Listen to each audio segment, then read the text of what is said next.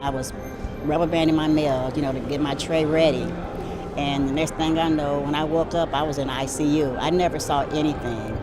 I never heard a sound. She slammed into me straight on, no brake. A drunk driver hit the parked car behind me and smashed me in between the two cars. I didn't hear him coming. There was no screeching of brakes. And it just came out of nowhere. And I woke up on the ground. He admitted he saw me 2 blocks away. He saw me a block away. Yet he still hit me.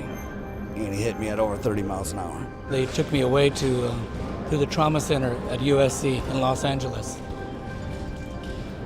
And that was very surreal. Couldn't believe it. My leg immediately started swelling. He didn't knock me down. I was standing up and watching my leg start to swell up. I parked there many times before. It was on a side street.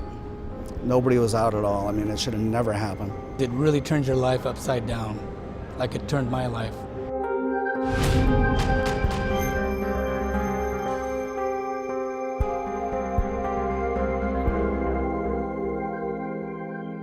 Greetings, brothers and sisters. Today I'd like to speak with you about what is probably the most important aspect of our job as letter carriers, and that is safety. As letter carriers, our jobs leave us fully exposed to the dangers of everyday life. We are out in the open much of the day with little to protect us.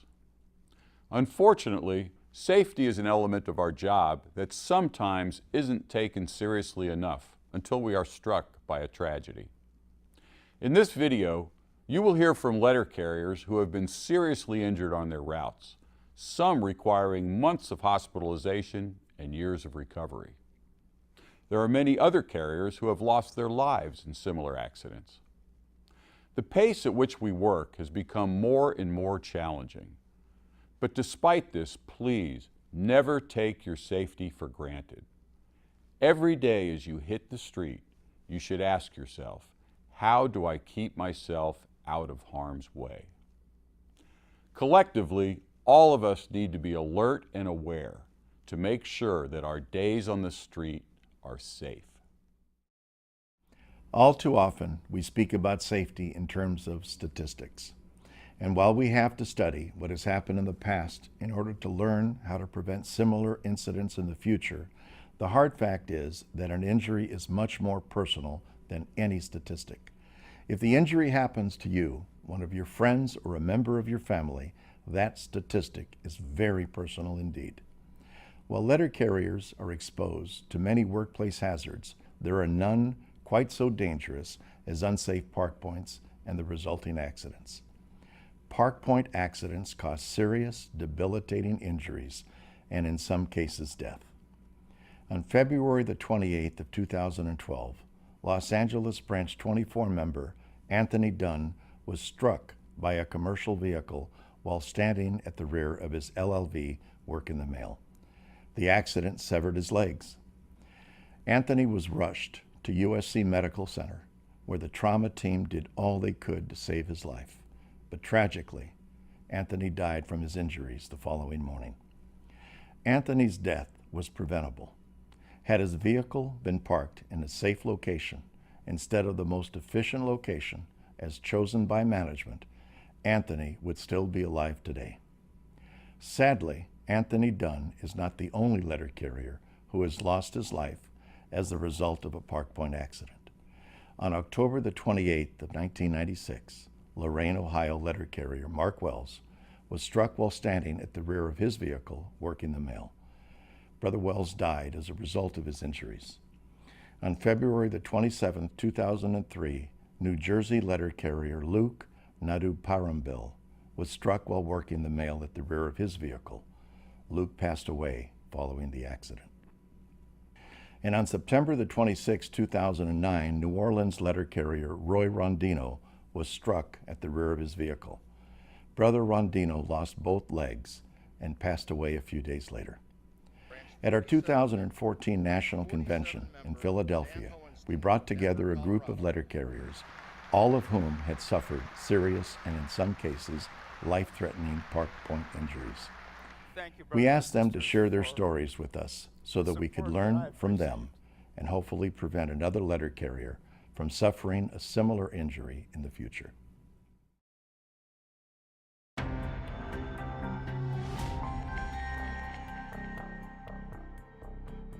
I had like one last package. I was reaching in, and when he did that, I hesitated. And you know, I don't know if it was 6 cents or what, but it was like somebody was right behind me, and I knew it. And I turned around real quick, and what it was an SUV. And the SUV hit me at 30 miles an hour, and it wound up doing a snapping my leg pretty much off. I broke my femur, and it was a compound fracture. And it was just kind of like a wishbone snapping.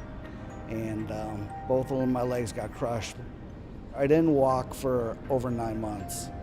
And I went straight from the hospital to physical therapy. And I've gone to physical therapy over 300 times. I think I hold the record. I don't know if that's an award I want to have, but I had no choice. I was legally parked. I had just loaded my vehicle, put my handcart back in my vehicle, and a drunk driver hit the parked car behind me and smashed me in between the two cars. I shattered my left leg and broke it in 8 places, and then a month later I got a blood clot, but I've got shoulder issues and hip issues and back issues from the accident as well. This has taken away a job that I've loved to do for a long time. It only takes me 30 seconds to open the door, grab the meal, and be out. And then those 30 seconds, someone, a young girl, came by driving 40 miles an hour. She never braked. She just came right into me. Next thing I knew, I was under my Jeep, and there was a lot of water. And I was trying to understand, what am I doing under my Jeep? The Jeep had been hit so hard that it sheared off a fire hydrant and a spout, a really high, just like in a Hollywood movie, only it was my movie. It was my reality. You wake up and you see your legs, and they look like something out of a Frankenstein movie, and you can't believe it. And you want to close your eyes and then have everything all better.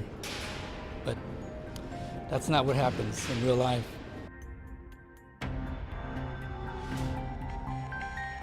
A couple of my customers picked up my mail truck because when he hit the other cars and he hit me, it pushed me up under my truck some. So they had to pick the truck up and get me out. My pelvis was shattered, my hips. I have a gash in my head, so they had to cut my hair off, and I like my hair. My arm, and I had like a lot of cuts everywhere. So I had like 3 bars, and I had screws up in here to hold me together. I have 7 grandkids, 1 great-granddaughter, and 5 kids. Yeah. And they thought they was going to lose their mother, you know. It was hard, you know, because I was in the hospital for 2 months.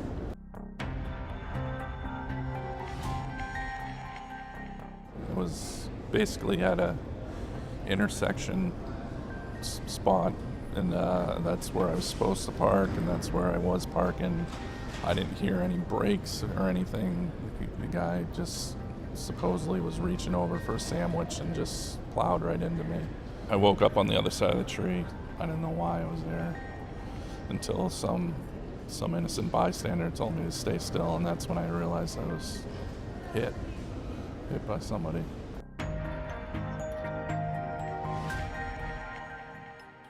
I was only going to be there maybe a minute, minute and a half, and within that time, I felt something very hard hitting my leg.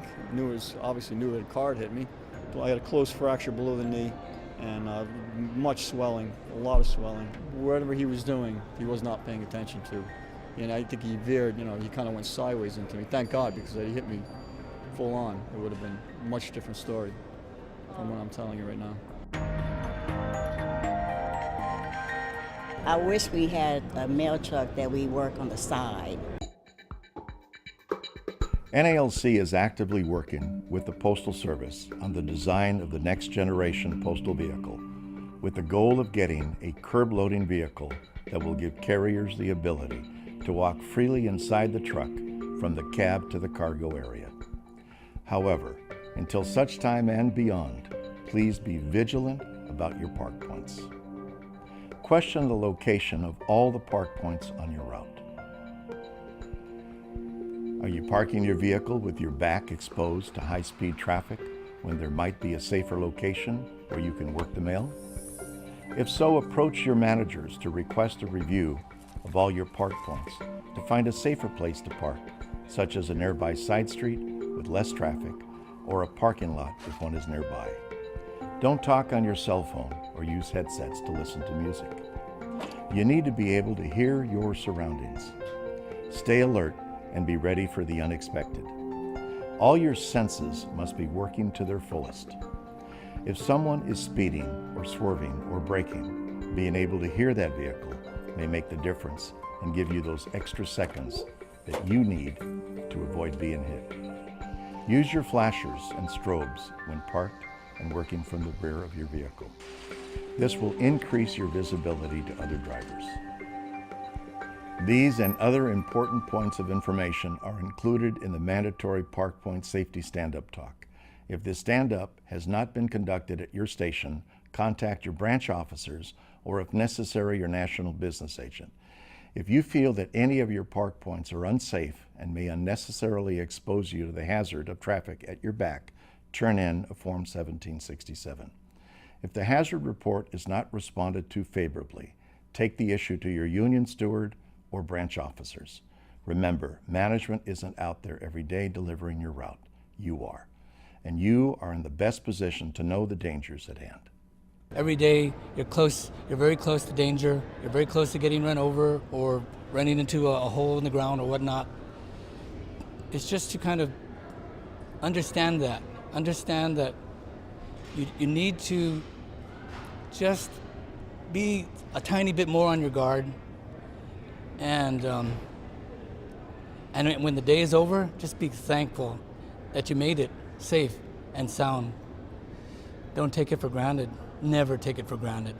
Safety is 100% of the time to be on the top of your mind, no matter what it is you're doing. You've got to be vigilant all the time. And if there's things you can do to be more safe, do it. It's not just your professional life that's affected, your family life and your personal life it really gets messed up, and you're just gonna have a strong base, and you get through it, but you don't want to see anybody else get hit. Make sure that you are paying attention to where you're parking and be aware of your surroundings. You know, distracted drivers are everywhere, and you cannot control what they do, but you can control what we do as carriers. It can happen to anybody. Keith was just doing his job, minding his own business, and bam. I speak for this group as well as for Manny and the rest of the safety team. We're selfish. We're absolutely selfish. We don't want anybody else to join this club. And you need to take this message home, and you need to scream as loud as we scream. You need to call Manny, you need to call me, you need to call anybody that's in this club, and we'll share our story. Brothers and sisters, you need to understand how devastating this is. It could be you.